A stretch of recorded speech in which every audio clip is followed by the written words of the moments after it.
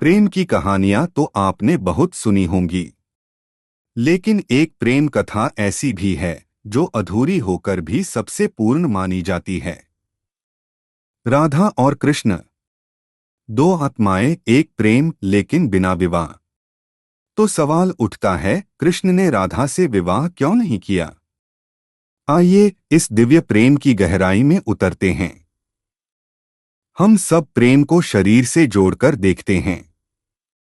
समाज, रिवाज, विवाह, यही सब प्रमाण मानते हैं। लेकिन राधा और कृष्ण का प्रेम इससे बहुत आगे था। यह एक आध्यात्मिक प्रेम था, परम प्रेम। कृष्ण ने कभी राधा से विवाह इसलिए नहीं किया क्योंकि उनका प्रेम बंधन से मुक्त था। वह न तो देह पर आधारित था, न ही किसी सामाजिक मान्यता की जरूरत थी। राधा और कृष्ण का रिश्ता विवाह से कहीं ऊपर था। यह आत्मा से आत्मा का मिलन था, जिसे किसी दस्तावेज या रस्म की जरूरत नहीं थी।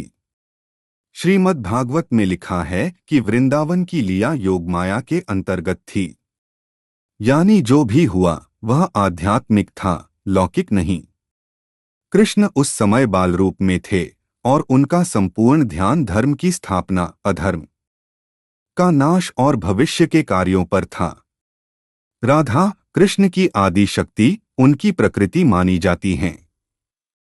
यह लीला हमें यह सिखाती है कि प्रेम केवल पा लेने का नाम नहीं है। कभी कभी किसी को बिना पाए भी प्रेम शाश्वत रहता है। राधा और कृष्ण ने यही दिखाया। अहंकार रहित, समर्पण भरा, शुद्ध प्रेम। अगर राधा और कृष्ण का विवाह हो जाता तो उनकी प्रेम कथा एक सामान्य दाम्पत्य संबंध बन जाती, जैसी और भी बहुत कहानियां हैं। लेकिन राधा कृष्ण की कहानी को विशेष बनाने वाला तत्व यही है, विवाह का न होना। उनका प्रेम हमें यह सिखाता है कि सच्चा प्रेम सीमाओं से परे होता है। वह मांगता नहीं, सिर्फ देता है। वह बंधता नहीं, सिर्फ बहता है। राधा वह थीं जो कृष्ण को बिना शर्त चाहती थीं, और कृष्ण वह प्रेम के प्रतीक हैं जो हर आत्मा में बसते हैं। राधा और कृष्ण का नाम हमेशा साथ लिया जाता है, राधे कृष्ण, कभी कृष्ण राधा नहीं, क्योंकि राधा का त्याग, समर्पण और प्रेम कृष्ण को भी पूर्ण बनाता है। यह प्रेम कथा हमें यह सिखाती है कि प्रेम केवल संबंध नहीं, एक साधना है। राधा और कृष्ण का नाम हमेशा साथ लिया जाता है, राधे कृष्ण, कभी कृष्ण राधा नहीं, क्योंकि राधा का त्याग, समर्पण और प्रेम कृष्ण को भी पूर्ण बनाता है।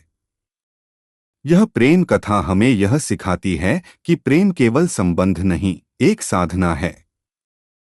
राधा है, वहां कृष्ण अपने आप हैं।